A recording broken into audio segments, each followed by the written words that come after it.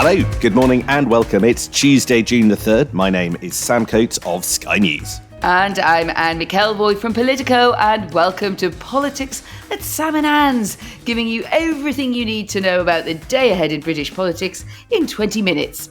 You've just described this episode, and to me, as a dim sum meal. Let's try and build it up a bit bigger than that. One big set piece this week is now out of the way. That's the Strategic Defence Review.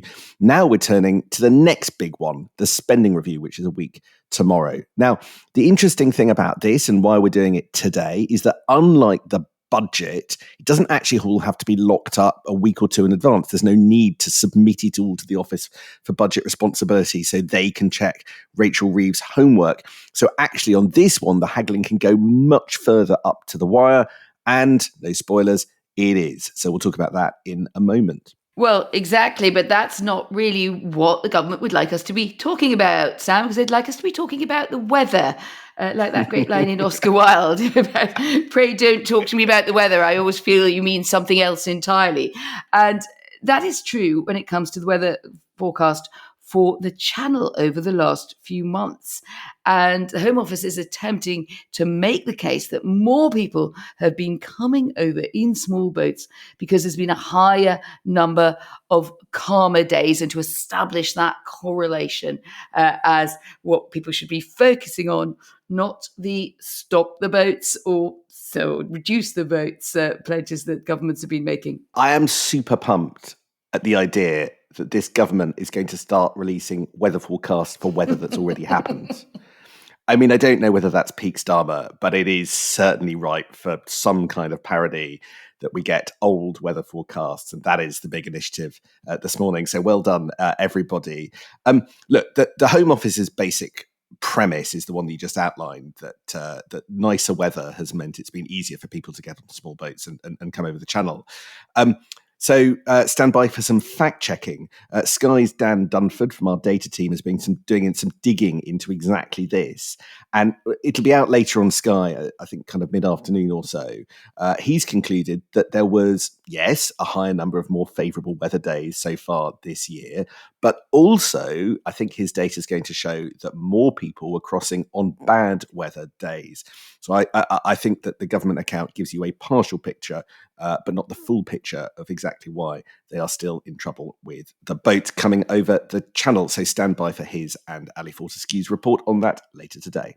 Otherwise, number 10 would like us to keep talking about that defence review, the big commitment there to amping up drones and lasers and technological warfare. I just had a couple of reflections just going the rounds yesterday and chatting to people in the armed forces and around the security services and what they made of it. Sam, I mean, one thing which is just a rather obvious one that strikes me is how much the government is talking about war and Britain being prepared to be on a war footing, etc., rather than on the protection of the UK. And I think that raised a few eyebrows, shall we say, and among those parts of government who see their job, if you like, as the protection of the home front through countermeasures. It's interesting that Keir Starmer has lent so far into, John Healey, one should say, but under the auspices of the Prime Minister, into this kind of give war a chance rhetoric. It'd be really interesting to watch how the polling of that pans out. I think people are somewhat aghast in the short term. At some point, do they perhaps think that is a bit of an overshoot on talking up or about war? The other story, which is just going to rumble on, is when are we ever going to get to this 3% target? And I do think some of our near continental neighbours and NATO members are starting to notice that this is looking like a bit of a never-ending commitment, or I should say 2035 is somewhere in there. But it seems like a very long time, given what we're facing up to, and particularly if you're going to lean so hard into the rhetoric of a possible imminent war or conflict scenario. I don't know what you make of that. Well, there's a really weird suggestion coming out of some of the conversations I had yesterday, which is that we've got all this to and fro about whether as a country we're committed to 3%. But there is this just chatter in the background that actually Keir Starmer, when talking to NATO quite imminently, could start talking about 3.5%. of GDP going on NATO spending. And I feel like that conversation is accelerating. So who knows? We might hear more on that later today. All of the communications around this, I was talking to a whole slew of government advisors, and they were baffled by the way the whole strategic defence review has been handled.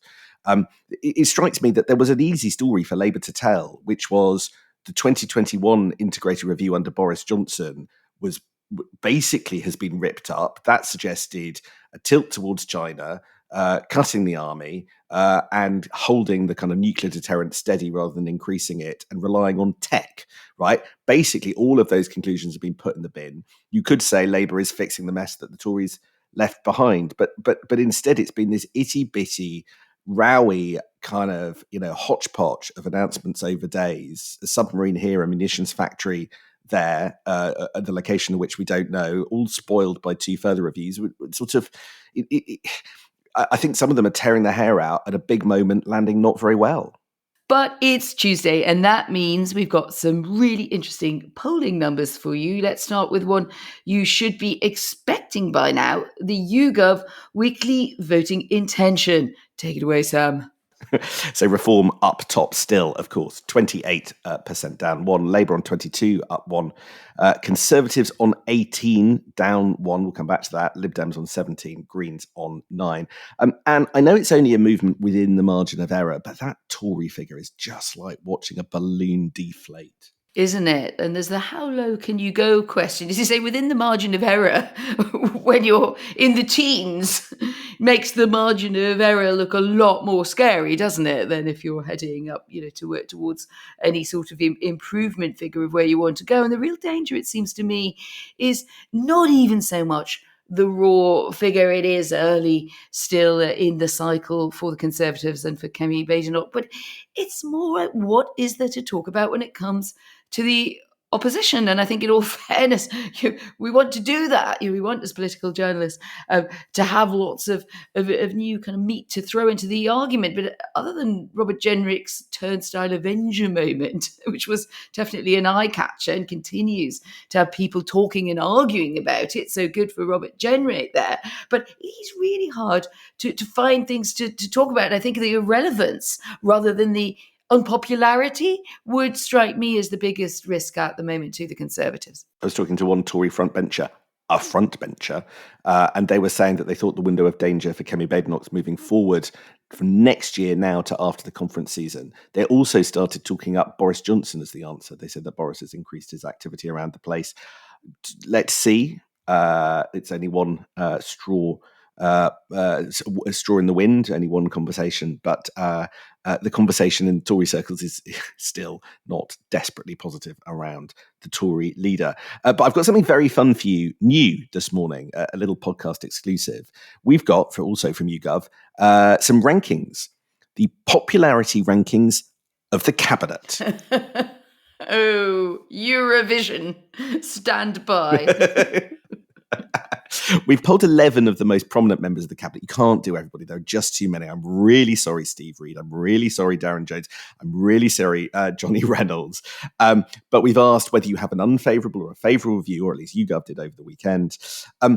Before I give you the results, Anne, as the public member of the jury, who do you think is the most and the least popular members of the cabinet? All right, so this is generally not just with Labour members. I'm still going to go with... I'm pausing because I thought it might still be Keir Starmer. But, I think even with the public, it's maybe Angela Rayner. And I don't know because I haven't seen what you're going to reveal to us. So I only have to do the most popular, or do I have to do the least popular? And the least popular? Oh, Rachel Reeves. Because in that immortal phrase about the Federal Reserve in the US, she's taking away the punch bowl before the party gets going. And she's just had such negative stuff to front up on public finances. I bet I'm right about that. I bet my last remaining child at home on it. Right, top of the list. The most popular cabinet member is actually the man of the moment, John Healey. Really? He gets a net rating of -10. So the Defence Secretary is actually, and this is amongst members of the public as a whole. So John Healey, Bridget Phillipson, Lisa Nandy, and Wes Streeting are the four most popular people at the top of the table. I was completely wrong, basically.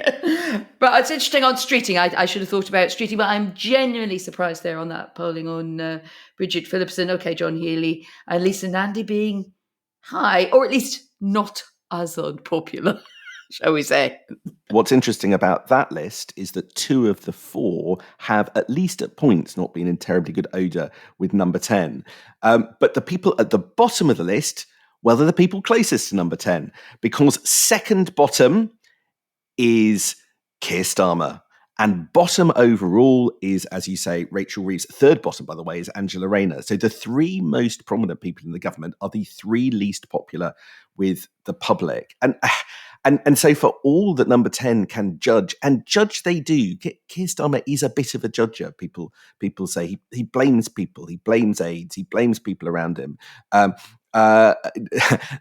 Maybe they could look in the mirror. Indeed, it does seem like any proximity to number 10 is likely or number 11 is likely to damage your chances. It would look a bit different, in fairness, wouldn't I think, if we asked Labour members what they thought, or Labour affiliated voters, what they thought. I think we would see a very different pecking order that would be nicer to the likes of Angela Rayner. And also, like, you can see Keir Starmer has just struggled all around the block.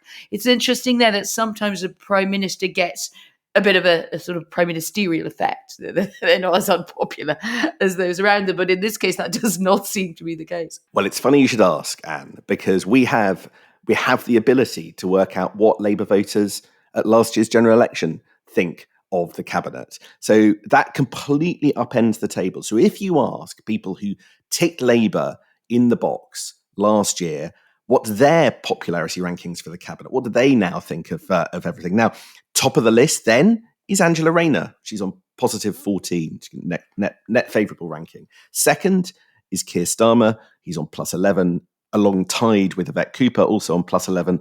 And then Labour People's sort of fourth most popular is Ed Miliband on plus 9. Going down to the other end of the scale, the three least popular, in third from bottom place is David Lammy on -1 amongst Labour voters last year. In second to last place is Liz Kendall on -4. And then quite a long way further down on -11 is Rachel Reeves. So whether you're a Labour voter last year, whether you're a voter as a whole, the verdict on the Chancellor right now, because she took away that punch bowl, as you say, is the Chancellor. And if you fancy your chances in any future scenario, of course, you care more about what Labour folk think, of becoming leader of the Labour Party. I mean, you are more concerned by that. So Angela Rayner with her plus 14, will probably quite happy with that this morning, isn't she? Perky. Yes, and that will help her in her battle with Rachel Reeves. Angela Rayner is, who of course runs the Communities and Housing Department, in a last-ditch attempt to get more money for public housing out of Rachel Reeves in the spending review. I was told a few weeks ago that whether or not the government hits its 1.5 million homes target is all dependent on the Chancellor. Let's see, as this battle goes down to the wire, whether that's right. I think we just want to do two stories which tell you how difficult life is for this government and for cabinet members. Just sort of, they're two totally different stories, but they illustrate how sometimes this government feels a bit stuck. And do you want to just tell us about this massive overhaul that has been announced this morning to do with the water industry, or has it? Take it away. Well, these are the initial findings of John Cunliffe's report into the water industry and its many failings, including dumping sewage in the sea, etc. But also, of course, there's massive price hikes and general inefficiency and frustration of consumers with the water industry. I got the impression that by putting out these findings sort of in advance of the full report, which is not going to be there for a few months, it's basically about creating expectations about the streamlining of regulation of the industry. So Ofwat, the main regulator, gets a bit of a kicking in remarks, and there's also a pick-up in the Times on this. So does the Environment Agency. And the big question that then remains is John Cunliffe shooting for a future single big regulator, a mega regulator, because you'd have thought after all of that focus, Sam, you'd have reported it as well. It was given to the water industry. First, Keir Starmer wanted, when he was running for leadership, to privatize it. He pretty quickly backed off that once he was leader of the opposition going into the election and beyond. But there was still talk of this big moment in the industry and big change. Or is it simply going to be about cleaning up this dysfunctional regulatory system? And that is already being referred to openly here. What does it mean for these big agencies? Or is it going to just be one of these piecemeal jigsaws? So you asked me what to make of it. I'm actually just really curious as to, is this going to be something that adds up to a big nothing burger? Or is it really going to be a noticeable change in the water industry? And frankly, I'm still not sure. So on this, which, as you say, cleaning up sewage, dealing with the water industry, big priority for this government. As it stands, this interim report is a nothing burger. What's the point of interim reports, by the way? I'm not sure. It doesn't change anything today. And we are almost a year in, so we should be starting to change things. But I actually think what's going on is that the government doesn't really know and is being pulled in different directions. So it wants to talk tough publicly about how it's dealing with the water companies on sewage. But the truth is, you go too tough, and then the sort of bad child of the litter, Thames Water, risks being nationalised because the fines are too high and the regulatory environment is too punishing, and private sector investors don't want to get involved with it, and then it falls into public hands, and then Rachel Reeves has a massive problem on her hands. So although there is rhetoric that suggests this government is bearing down and issuing fines on the water industry, behind the scenes, what I'm being told is it's a much more mixed picture because of the terror around what might happen to Thames Water. And because of that push me, pull you, there is no real answer here. And I think that's one of the reasons why, yeah, sure, we might get some regulatory brass plates changing, but nothing happens. Let's look at something else where nothing has happened. Keir Starmer, massive fanfare over the US-UK trade deal, all of those tariffs being cut to save the steel industry, to save the automotive industry. It hasn't happened again. Today, Johnny Reynolds meeting his US counterparts to try and find out what on earth is going on, whether the steel tariffs announced by Donald Trump at the weekend do or don't apply to the UK. We think not, but they're not certain inside Whitehall, even if some in America feel like it doesn't. Again, massive moment for this government, and we're not at all sure that it that actually the policy that seemed to be signalled amounts to anything at all. It'll get sorted at some point, but it's very, very messy. And things said and things delivered are two different things. And is there any real advantage to the UK, which in fairness was the way that this was covered, not least probably by both of our outlets, saying, oh, well, Warts and all, the UK kind of got away a bit more lightly, I'm paraphrasing here, when we got that sort of deal, the maxed out deal that the US president celebrated, his words, with Keir Starmer. I mean, our playbook this morning rightly pointing out that it feels a lot like a framework rather than a deal. It is, you've got to count your change, haven't you, when dealing with the Trump administration. It wants countries to provide their best offer on negotiations by Wednesday. That's a letter sent to all negotiating partners. Now, it may be that this is the wavering beam of Donald Trump and those close to him, but it is still, the jury is out. Does Britain really get anything that looks like an advantage over others that, if you like, did not do the curtsy, the bow, or the scrape to Donald Trump? So we still seem to be talking about it many weeks after it happened, as you put it, while nothing happened. Something has to happen a week tomorrow in the spending review. We've actually timed out on that, but I've got a lot more for you on that tomorrow. And so we will come back to that because discussions are at a critical phase. But the alarm has gone off. We are out of time. We keep our promises, more or less, even if others around Westminster struggle. So with that, I will say see you tomorrow, Anne. We better go get some more sauces. See you tomorrow. See you then.